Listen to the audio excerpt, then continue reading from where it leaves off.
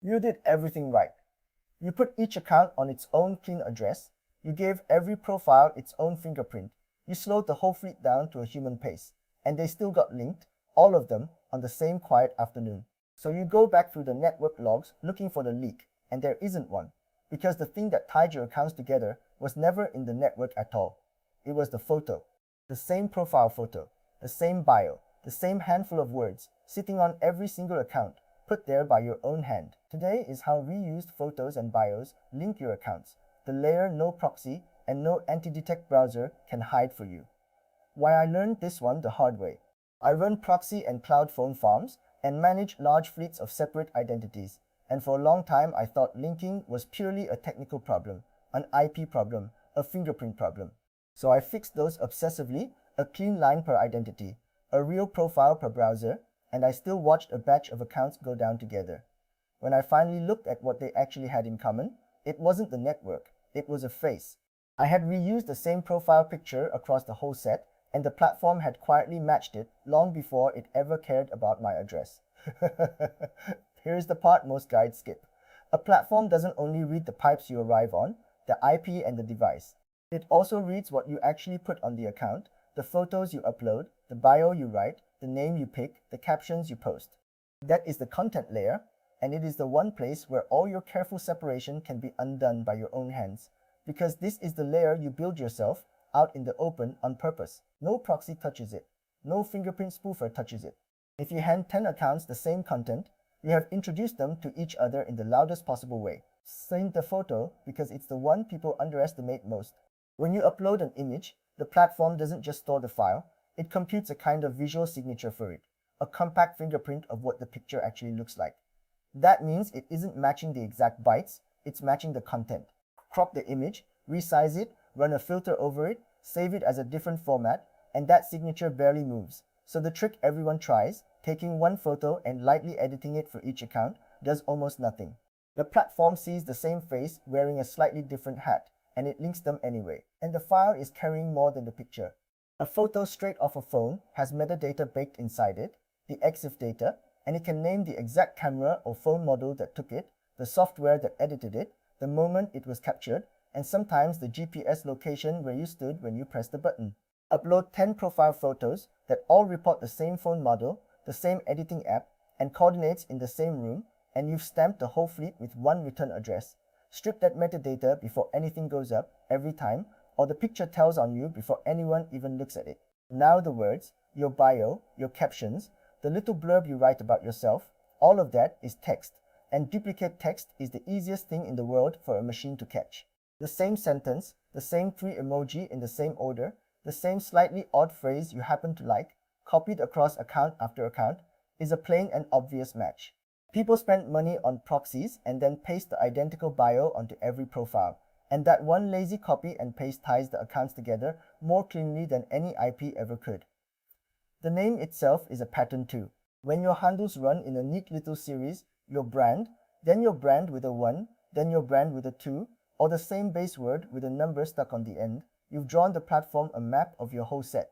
Even the style gives you away, the same way of joining words, the same underscores in the same places, the same flavor of nickname across 20 accounts that are supposed to be 20 unrelated strangers. Strangers don't all name themselves with the same rule. Then there's the link. If every profile points at the same URL, the same link page, the same little shop, you have quietly wired the entire fleet to one hub.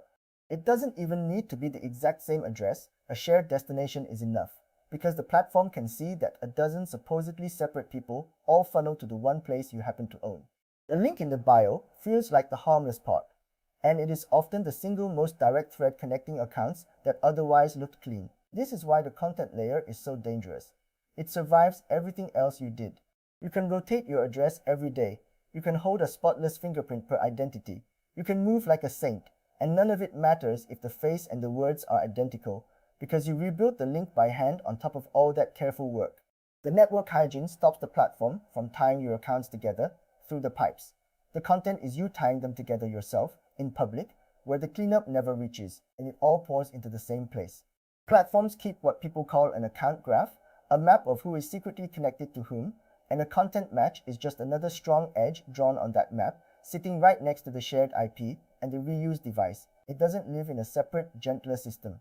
A reused photo and a shared address are read by the same machine for the same purpose, and either one on its own can be the line that finally connects two accounts you needed to keep apart. So what does clean actually look like?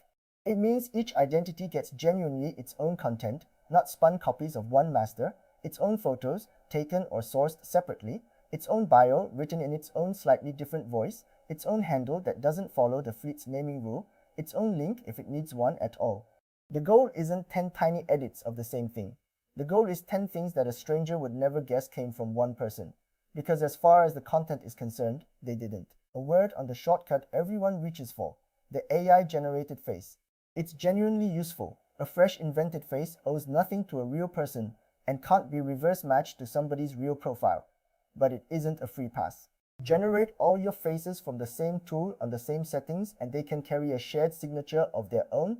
And worse, if you take one generated face and reuse it across two accounts, that is the exact same reuse problem in a new code. A new face per identity. Yes, the same fake face on 5 accounts and you're right back where you started. And please don't solve this by grabbing photos that aren't yours. A stock image gets reverse matched to the stock library and to everyone else using it, so it flags as not a real person fast. And lifting a real human's photos to dress up an account isn't a hygiene trick. It's impersonation, and that is a line I won't help you cross. This whole video is about keeping your own honest identities from being wrongly tied together, not about wearing a stranger's face.